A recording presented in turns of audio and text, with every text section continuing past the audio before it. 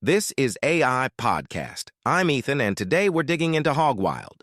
Inference, a NeurIPS 2025 paper about speeding up large language models at test time. I'm Maya. Hogwild sounds like chaos. What are they actually doing? The headline is pretty simple. They run several copies of the same model in parallel and let them write into and read from a shared attention memory as they generate. Think of it as multiple colleagues typing on the same live document, seeing each other's sentences appear in real time. So the models aren't voting at the end or taking turns. They're literally seeing one another's partial thoughts as they form. Is that right? Exactly. No fixed roles, no debate stage, no post hoc majority vote. Just concurrent attention over a shared cache, so each worker can pivot the moment another worker discovers something useful. Why is that a big deal right now? Because modern reasoning prompts can be long and meandering. When you wait for a single model to plod through a chain of thought, you pay in wall clock time. Prior tricks like self-consistency or structured debates help, but they're often sequential or require rigid prompting scaffolds. If the task doesn't decompose neatly, those scaffolds get in the way. Got it. So what makes the shared memory piece technically feasible? Naively, positions in the sequence matter. You can't just paste someone else's tokens into your context and pretend they're yours. Right, and that's the clever bit. The models use rotary position embeddings. So instead of re-encoding everyone's keys and values for every worker's position, the method rotates the query for each worker by the right amount. Picture shining a flashlight that you rotate to line up with the text on a shelf. Rather than pulling all the books off and rearranging the shelf every time, you keep the books where they are. You just turn the light. Nice image. And because we rotate the flashlight, we don't pay a huge recompute cost. How do they keep the memory organized? It sounds like it could get messy fast. They lay the cache out in blocks. There's the shared prompt, the running notes from other workers, and your own current line of thought.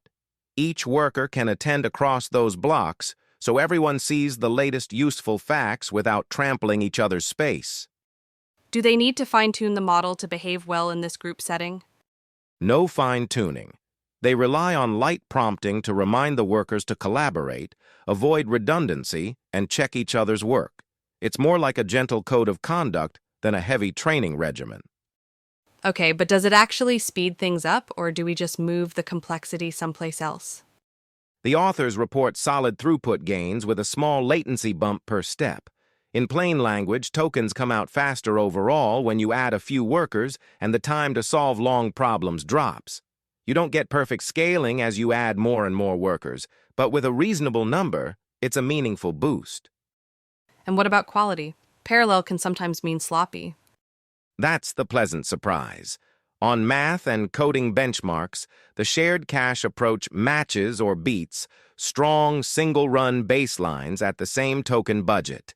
The reason is intuitive. When one worker finds a promising idea, the others see it instantly and build on it instead of wandering off. So the benefit is not just speed, it's also better coordination. What tasks did they try? A mix of long-form math and code problems. Think of data sets where the solution path is a journey, not a single step. The setup stresses whether multiple thinkers can converge without getting in each other's way. I'm curious about the name. Why Hogwild? It's a nod to Hogwild in optimization, where workers update shared parameters without locks. Here, workers update a shared attention memory concurrently. It's the same spirit of controlled anarchy.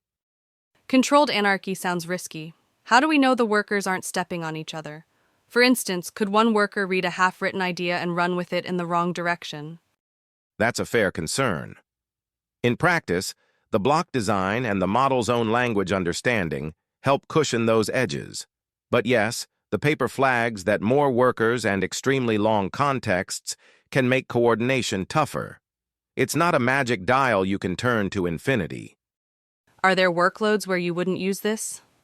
If your task is short and predictable, the overhead of setting up a group might not pay off.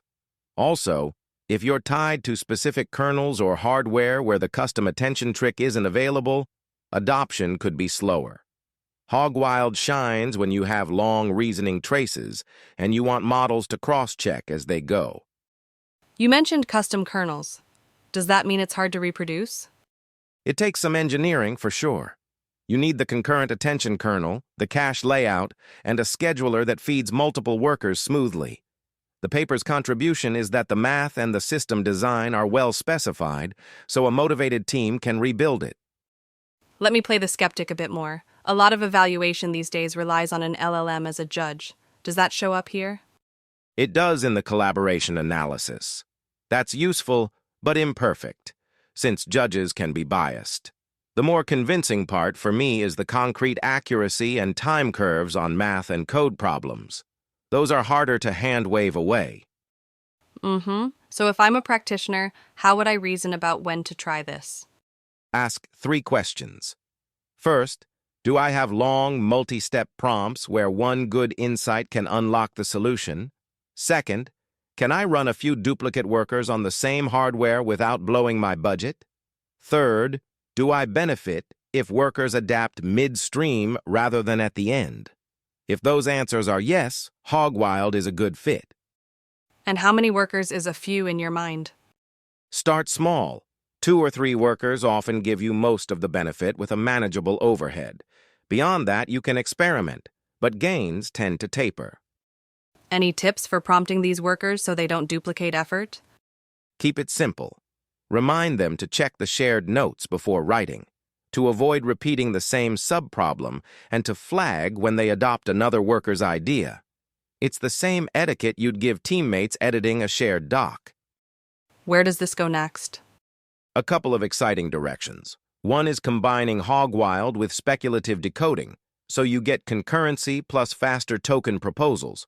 Another is richer shared memory, where workers can insert, revise, or even branch and merge, like version control for thoughts. And of course, better scheduling to decide when a new worker helps and when it just adds noise. I'd also love to see it paired with tools. Imagine one worker calling a calculator while another writes the reasoning, both seeing the intermediate results as they appear. Yes, tool use could amplify the effect, especially if the shared memory includes structured outputs like tables or code files. That starts to look like a lightweight multi-agent system, but without heavy orchestration. Before we wrap, who's behind the paper? A team spanning IST Austria and industry partners, with Dan Alistar among the senior authors. It's a nice blend of theory-minded systems work and practical benchmarking. Perfect. Give me the 1-minute takeaway. Hogwild Inference is a simple idea done well. Run several copies of your model at once, let them read and write to a shared attention memory, and use a position-aware trick to make the math fast. On long reasoning tasks, you get faster progress and often better answers without retraining the model. It's not limitless, but it's a pragmatic step toward real-time collaboration between model instances. Nicely put. My coffee summary is this. If your model spends a long time thinking, don't just make it think harder. Let it think together and make sure everyone can see the same whiteboard. That's the show. Thanks for listening to AI Podcast. If you try Hogwild in your stack, tell us how it goes. I'm Ethan. I'm Maya. See you next time.